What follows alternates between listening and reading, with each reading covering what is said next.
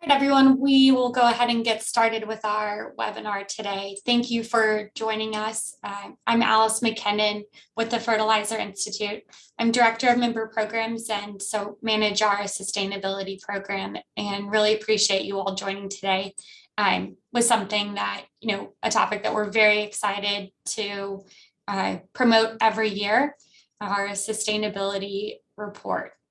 So with that, I'll just give you a quick overview of what we will cover today during the webinar. First, I'll provide a background of the survey so that everyone understands the context and history.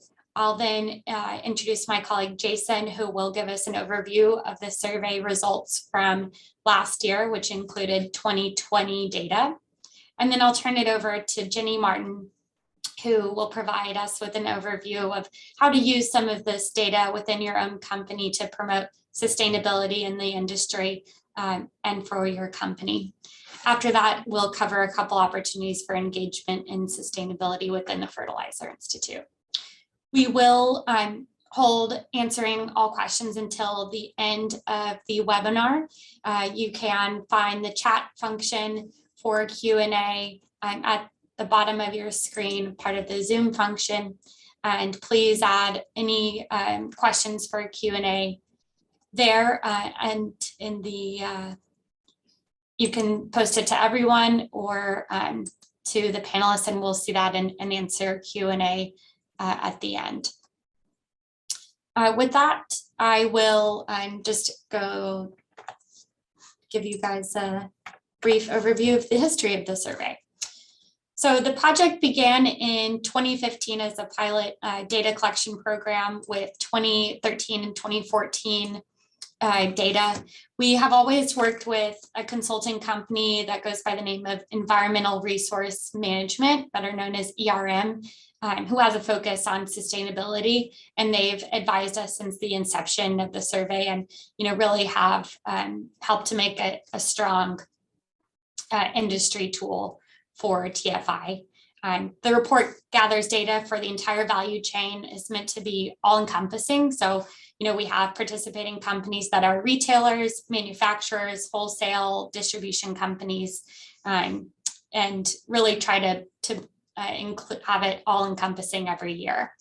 It's anonymous, and there's a threshold for reporting results. So, we have to have enough members responding to each metric for us to be able to provide reliable information on each of the data points.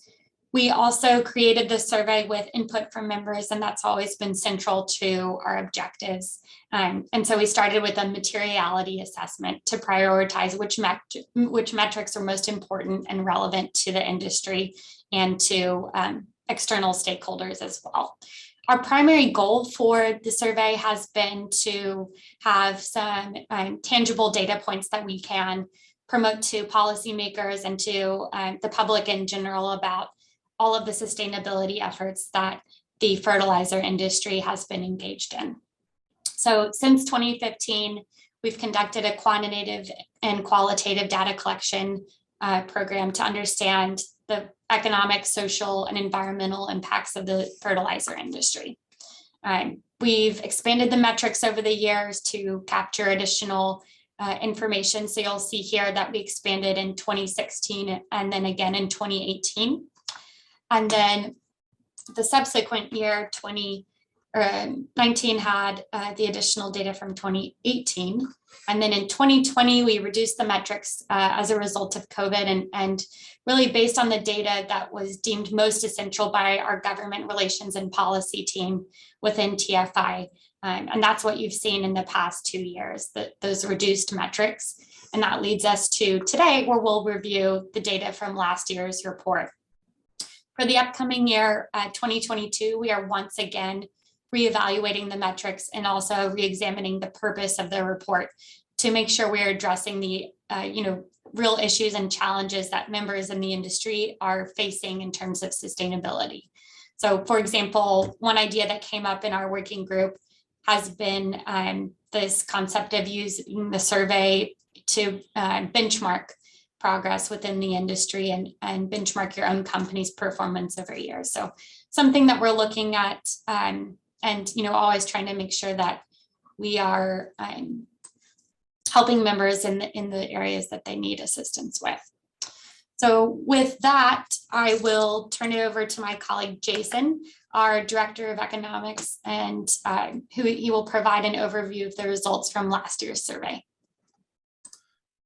Got it. Yeah, no, thank you. Thank you very much, Alice. I appreciate that. And so as Alice alluded to, I'm an economist by training, but just to add a little bit of color to this, I'm originally from Minnesota. I'm a huge fisherman. And so water quality was always really important to me growing up, and was also heavily involved in agriculture. So sustainability and what that has kind of looked like is important to me. And so I think when I actually started at TFI a little over a year ago, one of my first questions was, what is the industry doing around this whole idea of sustainability and responsible use? And I was really excited that TFI has had this sustainability report and this survey for quite a number of years. And almost at every single board meeting, or every single government affairs or economics meeting, we're always talking about, how do we as an industry continue to move forward in that? So I'm excited that the industry is really interested in this,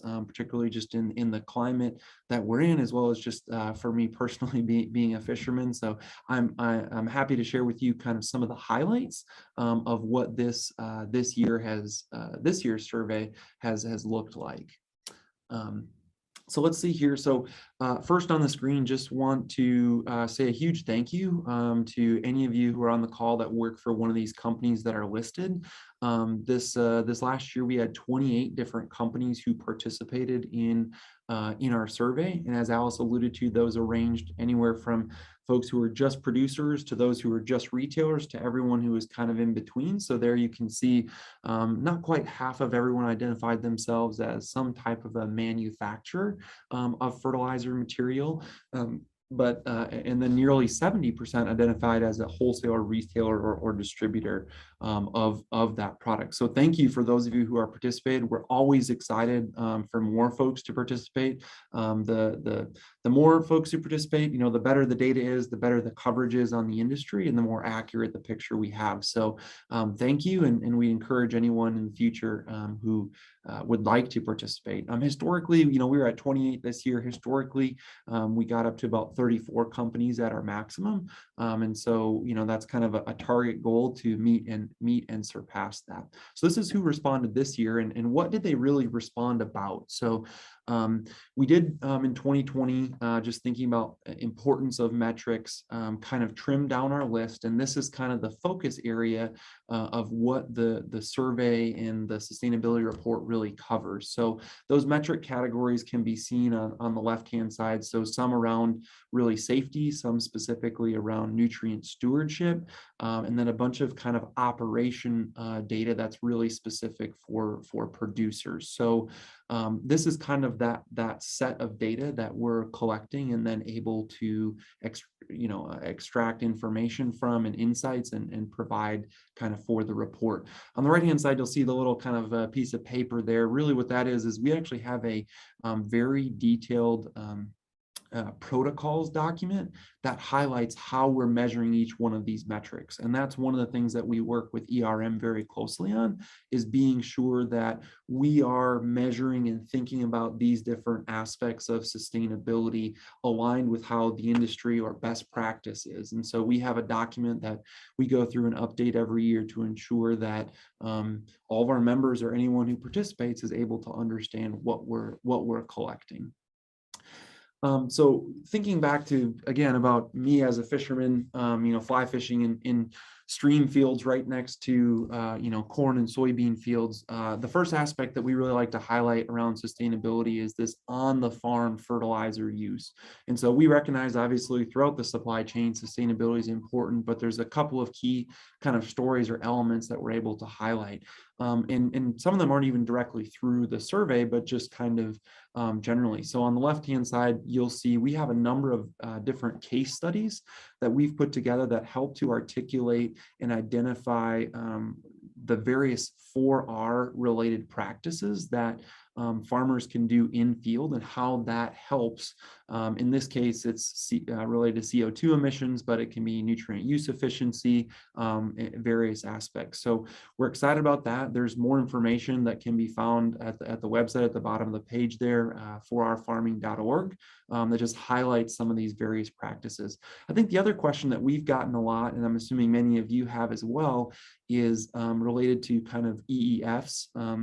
Enhanced efficiency fertilizers or slow release fertilizers, and what percentage of product goes out onto farm fields that has some type of an EEF on it. We've tracked this as an aggregate percentage over the years. We've seen that percentage kind of hang out around that 20% or so on the nitrogen side. And so, we're trying to just be sure that we're capturing any data as best we can. We ask actually at the retailer level, what percentage of product or what amount of product do you sell that has one of those on it? So hopefully that will continue to grow. But again, as we think of on the farm use, those kind of two components with the case studies as well as enhanced efficiency fertilizers and that trend over time are two things that we're able to highlight.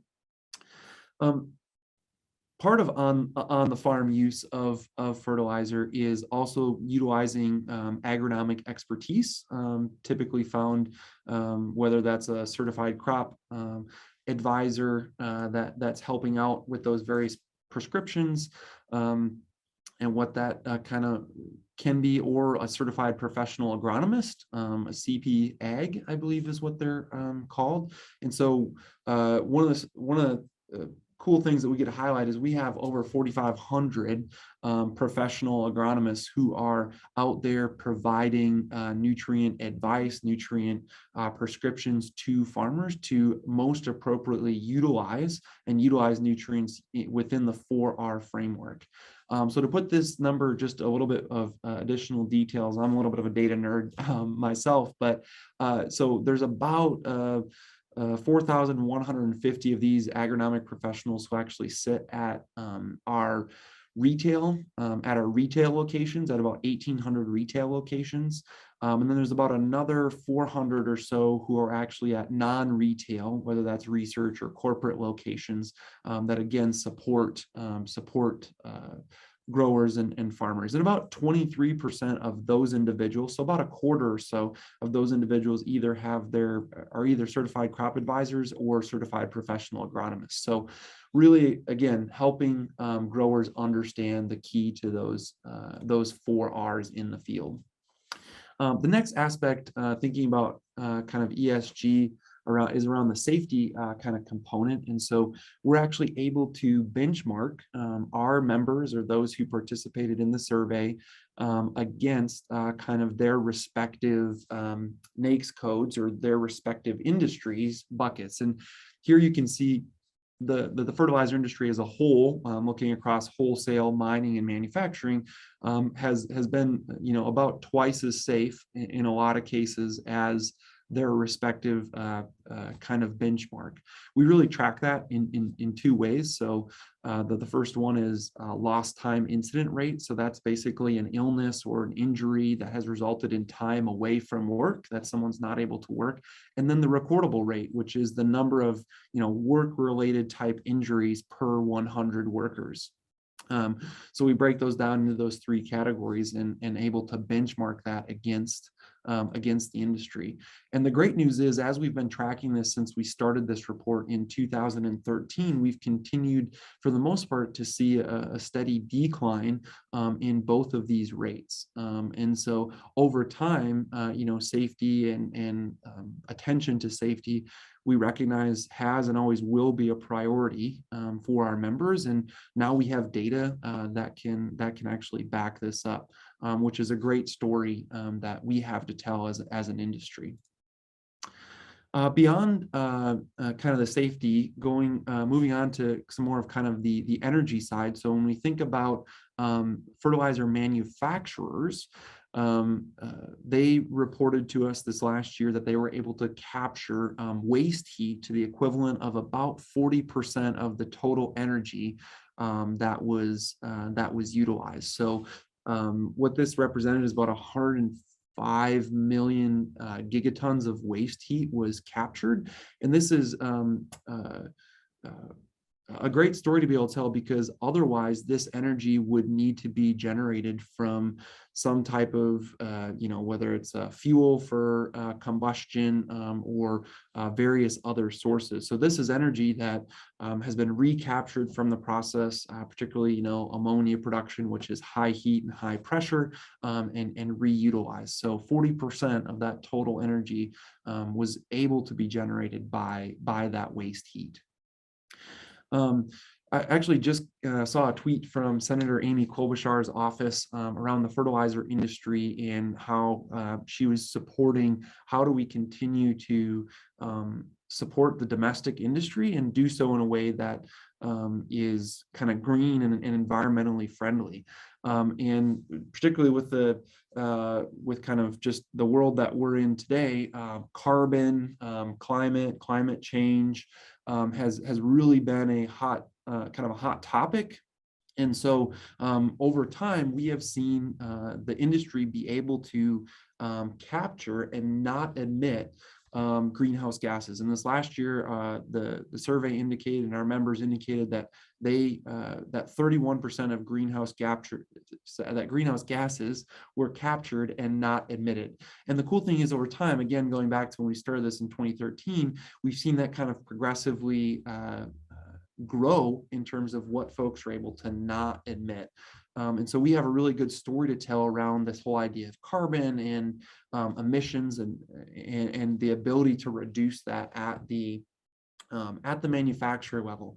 One thing that we're continuing to work with you all and work with the industry on is how do we also capture other emissions or track any other greenhouse gases that were not emitted throughout the process that maybe are a little bit more difficult from a measurement standpoint to capture. And so this is an ongoing conversation. The fertilizer industry is both energy intense and trade exposed. And so, we have some really unique challenges just with the manufacturing process. Again, it being a very specific chemical engineered process, that there's only certain things that we can do to reduce that, but our members are actively seeking ways to do that. And this data just goes right along with that to back that up. So in addition to the greenhouse gas side, another component is just the water that is needed for manufacturing. And so, overall, we've seen the efficiency in terms of the water used per ton to continue to, the water used to decrease, or the efficiency to increase. So there's been since 2013, we've seen a really significant drop in that. This last year, we only saw a drop of about 0.1% or so of water used per ton between 19 and 20. But the industry has remained committed to that. And you can see that throughout this time period, getting it down to that level and being as efficient as possible, we've made great progress in that area. And just kind of speaking to that a little bit, the previous graphics that I showed are really some of the outward facing stories that we feel like we can tell a great story about what the industry is doing. But in the background, with all that information and all that data that we do collect, we are actually able to and do have quite a few other metrics. So that previous chart related to water was specifically nitrogen production. We also have water use per ton for phosphate and potash, or kind of mined material production. And in this case, we haven't really seen that metric change. And so there's not like a,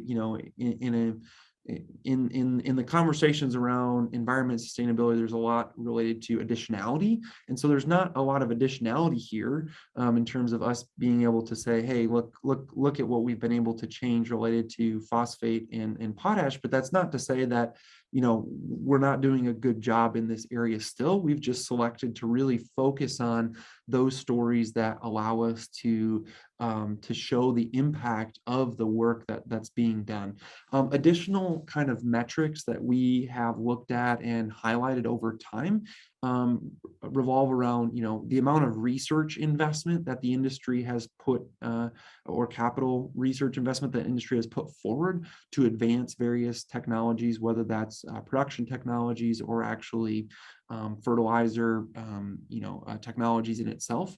We've also tracked, for our partnership money that has gone towards activities that actively promote the efficient and effective use of nutrients in the field.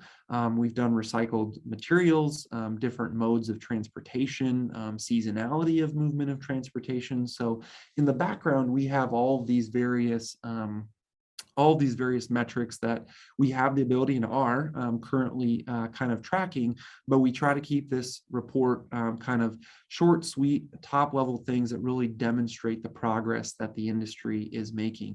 As Alice alluded to, we are currently, we have a task force that has met once to really identify what are the most important stories and storylines and data points that we can collect and then share on behalf of the industry. And so we're looking forward to, and I've already had some of those great conversations about whether it's water use for potash and phosphates or additional categories of EEF sales that we can highlight. We're looking for and would welcome conversations around what else can we really be highlighting. So that was just a little bit kind of an overview of the report for this last year and some of the various things that are highlighted, and happy to answer any questions if you want to dive any deeper. I'm going to turn it back over to Alice as she kind of kicks us off into the next section. Thanks, Jason. I really appreciate you giving us a great overview of the report from this year. This report is really a team effort. So I want to thank Jenny and Jason for all their help in getting the report out, all the way from data collection to design, final design of the published report. So with that, I will turn it over to my colleague, Jenny Martin, who will guide us through the tools available on TFI's website to promote this information yourself. Jenny, here, you've got remote control. Perfect. Thank you, Alice. As Alice said, I'm Jenny Martin. I'm TFI's Director of Strategic Communications. And I've been working at TFI for about 6 years. And in that 6 years, I've worked on six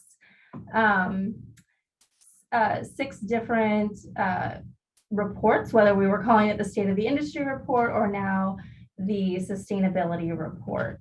So today I want to talk a little bit more about how we can communicate this data and and some tools that we have to help you as well.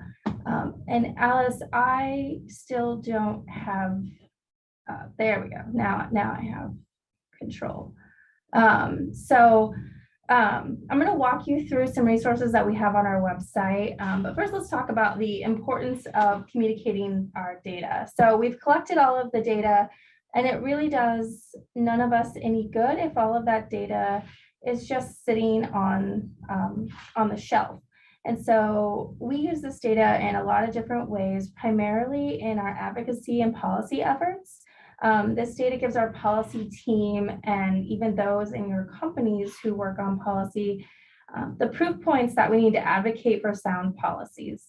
The data backs up our positions, and it highlights that the efforts that the industry is making in sustainability and showing our progress as well. And as the world and our leaders become more and more interested in environmental issues, Jason highlighted Senator Klobuchar's tweet recently about sustainable fertilizer production in the United States. It's really important that we're able to position the fertilizer industry as a leader in sustainability and stewardship, and our efforts in collecting this data really help us tell that story.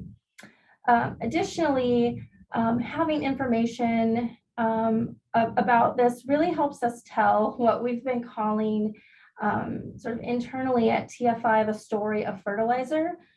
The board of directors had identified this as a key initiative for TFI to work on to really help tell the story of our industry, but also the products that we are producing and selling and using in the United States, to tell that story to broader audiences so more people understand who we are and what we're doing and what we're focused on, and sort of what's the mission of the fertilizer industry. And I think ideally that mission is really helping to feed the world, and being able to do so in a sustainable way really helps us tell that story. So let's dive into where and how you can find this information. There are a few different ways to do that. We took all the data and we made a print copy. I'm not sure if you guys can see this. It's just a little brochure, folds out. It has all of the graphics that you've seen so far. We made that copy, we made this available to the board of directors at our February meeting. And then we've used it at recent events such as Commodity Classic in March, and then also to celebrate National Ag Day at the Ag on the Mall event that was held just a couple weeks ago here in Washington, D.C. So we have copies available of that if you need hard copies to share. But additionally, we have a lot of digital resources for you as well. So there is a full report that's available publicly on the website, and you can find that on the TFI website. So what you're viewing right now is TFI's homepage at tfi.org. And if you click on the Our Industry link at the top here, you can get to the sustainability page. And this is where all of that data sits in a publicly available manner. And so it's just one page. There is a downloadable PDF that you can use for print on demand. So instead of needing to print out a nice copy like this, this is one you could print on a desktop computer, or I'm sorry, desktop printer. Additionally, we have all of the graphics and the context along with them sitting on this webpage as well, along with we've got some policy papers that we've used in years past as well, still linked on here. So you can find all of that information on our website. We also then have some resources that are for members only. And I think on today's call, we have a mix of members and non-members. So this would be for people who work for companies who are members of the Fertilizer Institute. And the way to access that information, you need to log into TFI's website. And the way to do that is to click on the members icon in the upper right corner of the homepage. And you'll get to a page that looks like this. If you know your login information, great. You've probably been on our website before. If you haven't, you can create an account. And based on your email address, the system will know if you're a member or not. So you can click create an account and just follow those steps to get a login.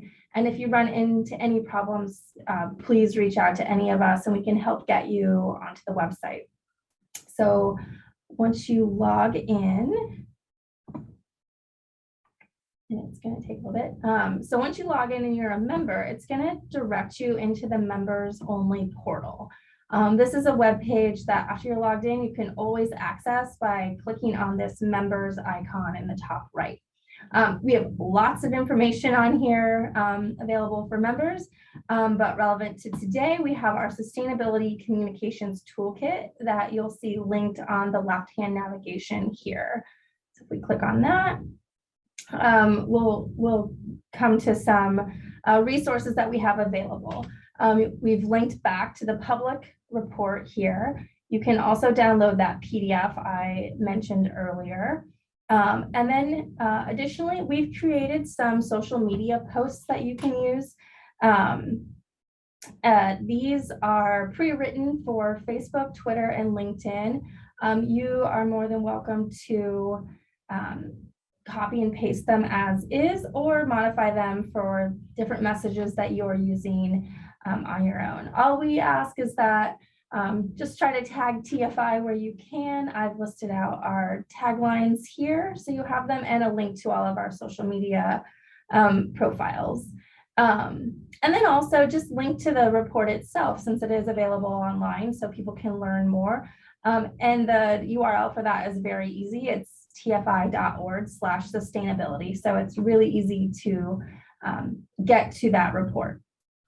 And then I saw in the chat, people were asking for the slide deck. Well, we, for all of those statistics, well, we have all of the graphics available for download. And you can just click on these to pull up the graphics, and you can save them to your desktop for future use. These are really sized for, I believe they're sized to work in PowerPoint, but you can use them on any social media platform as well. It really kind of adds, I think the communicators on here will know that it adds more to your post if you have graphics or video. And so you're all free to use these as you need. And I think as you're talking with different audiences and different customers, these really help give context to what the industry is doing as a whole. We're free to use them as you need. It's your data to share. Again, you can use them on social media. You can use this in employee communication, in presentations to various stakeholders, and then within your own corporate communication materials as well. I know a lot of you produce sustainability reports. These graphics might add context to how you're doing as well. And so we're always here to help you with the data and help you understand what some of the data means and different ways to share it. So I encourage you all to reach out anytime. If you have any questions, I think Alice will have some contact information at the end, and she can pass any questions along about communications. So with that, I'm going to turn it back over to Alice. Great, thank you, Jenny. And now before we get to questions, I'd like to highlight just a few opportunities for engagement within our sustainability initiatives at TFI. So first of all, if you're not a member yet of TFI, we invite you to become a member to access these tools and resources. If you are a member, the first opportunity for engagement is the reevaluation of this year's survey. So that means we're reevaluating the metrics and other data points collected, and then also just, trying to think big picture, what is the purpose of the survey and report, and how can it be a solution to some of the industry's challenges related to sustainability. So if you're interested in participating from a thought leadership level, we invite you to participate in the working group. We have had one meeting so far, and so you're not too far behind, and I'll put my contact information will be on the last slide, so you'll be able to see that, but please reach out to me if you're interested.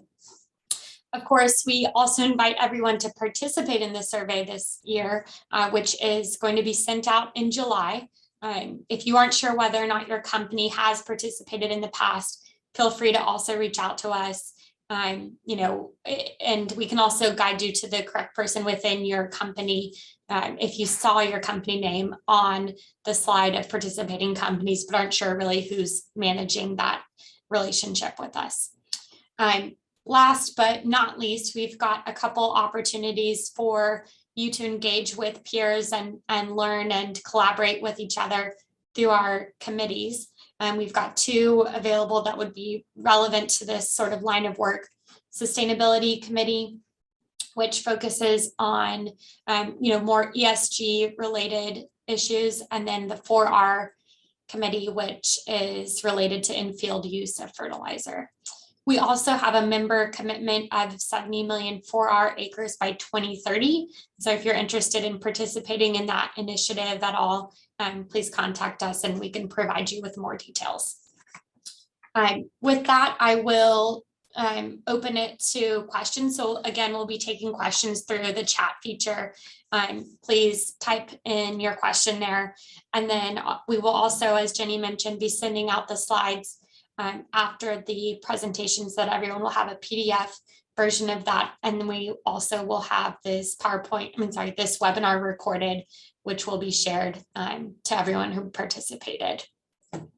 So with that, I'll ask Jenny and Jason to join me in answering any questions that people have. And then I'll also just show you all my contact information. If you do want to ask anything offline or privately, please reach out via email or by phone. Looks like a couple questions we've gotten. Let's see, sorry. Can you please help me understand how worker safety fit into the scope of sustainability? I think that's been a talking point for how, if you're involved in sustainability, so something that's used a lot is ESG, environmental, social, and governance. And so that social aspect, that human rights, worker safety aspect is something that we have done a really good job of within our membership of, making sure that we are always talking about the importance of safety within our own companies, and then also engaging the community and making sure that safety practices are taught to sort of external stakeholders as well.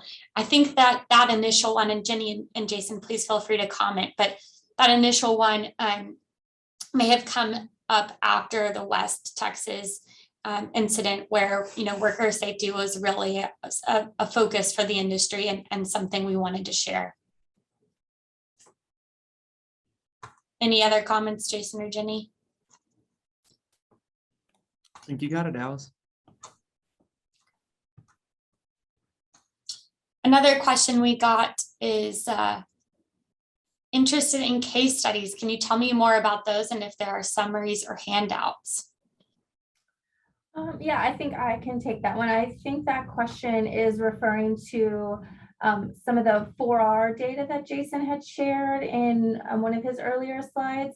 And that information comes through an initiative that we're calling 4R farming, and that's really taking on-farm data of farmers who are implementing 4R practices and looking at them over time as they move from very basic practices up to implementing fairly more advanced practices on their fields, and taking a look at the economic side of that to see, is there a difference in the cost per acre it takes to implement those practices? And then there's some environmental aspect to that, specifically in corn production. We can look at the CO2 reduction coming off the fields as the practices increase as the practices advance. All of those are available at the 4rfarming.org website. I think we have close to 15 different case studies that represent farms all across the country, different cropping systems from corn, soy, potatoes, rice. We've got strawberries, tomatoes, and we're continuously looking to add more and more of those case studies as well. So there's a lot of information out there. And if you have any questions, I can help direct you in the right place as well. Thanks, Jenny. Jason, I'll let you answer this next question. I didn't see too many metrics related to retailers. Any reason why? Yeah, no, good question. It's right. We don't have a ton, maybe that necessarily, if you think back to kind of that table with those X's, there weren't as many that a retailer or distributor would be able to answer. A lot of what we originally, I think, kind of focused on was a lot of the sustainability aspects and related to the production of fertilizer. But I would say that, yes, that's an astute observation, and we would welcome. And I think part of this ongoing task force and conversation is really to try to figure out what what are those important metrics that wholesalers, retailers, other folks beyond just producers in the supply chain are getting asked? How do we capture data and then be able to start to articulate the story, the ways in which how they are, helping in this space? One of the key ones we have right now is really around those agronomists and how many agronomists per location and just in total are there, but we're definitely looking for more. So again, we welcome input on that, and hopefully in the future we'll continue to build out a metric set about what's important to everyone across the fertilizer supply chain. Great, thanks, Jason. Next question we have, if I'm not located in the US but want to be involved in TFI sustainability activities, is that okay? And absolutely, we will take input from any of our members, no matter geographical location, but this survey is specific to US data collection. And so if you have maybe a portion of your operations that are occurring in the United States, that segment would be relevant. Potentially logistics only or distribution, just depending upon your company operations. And feel free to reach out to us. We can provide you with information on which metrics are applicable to you and help guide you through that process if it's your first time participating in the survey.